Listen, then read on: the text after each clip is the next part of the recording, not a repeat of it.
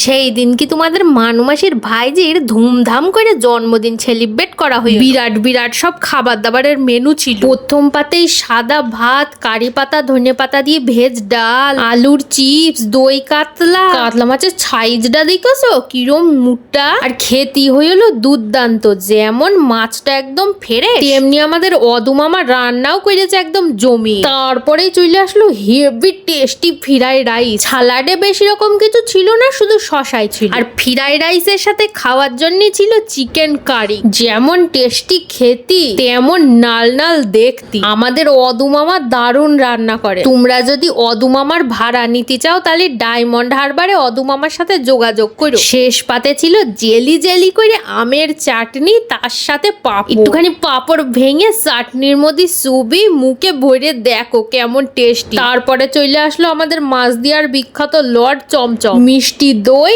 আর ছিল বড় বড় সাইজের রসগোল্লা। তোমরা কারা কারা ডায়মন্ড হারবার থাকো গো?